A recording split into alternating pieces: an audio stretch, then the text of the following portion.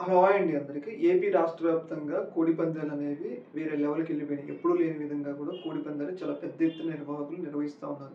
ఇలాంటి సందర్భంలో కోడి పందాలతో పాటు కొంతమంది లేడీ బౌన్సర్‌లు అనేటోళ్ళు కోడి పందాలు నిర్వహించే ప్రాంతానికైతే తీసుకురావడం జరిగింది. ఇది ఏలూరులో జరిగిందంట. మరి వాళ్ళని ఎందుకు తీసుకొచ్చారో మనకైతే తెలవదు గానీ, ఒక్కసారిగా వాళ్ళ విజువల్స్ అనేది సోషల్ మీడియాలో పెద్ద ఎత్తున వైరల్ అయినాయి. ఒకసారి ఆ విజువల్స్ అయితే మీరు చూడండి. చూసారు కదా!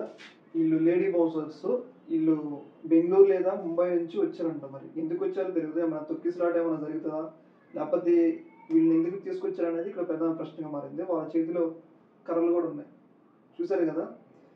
ఆఖరికి కోడి పందాలు నిర్వహించడానికి మెయిల్ బౌన్సర్స్ కూడా కాకుండా లేడీ బౌన్సర్‌లని తీసుకొచ్చారు ఈళ్ళు. అంటే అసలు ఈ యాడికి పోతుందో నాకేం అర్థం కావట్లేదు.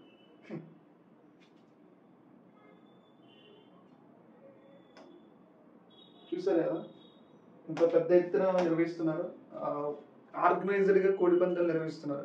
దాంట్లో ఏమైనా తొక్కిసలాట జరిగిద్దామని అని జెప్పేసి ఆఖరికి బెంగుళూరు, హైదరాబాద్ నుంచి బౌన్సర్‌లు లేడీ బౌన్సర్‌లు కూడా తీసుకొచ్చారనమాట.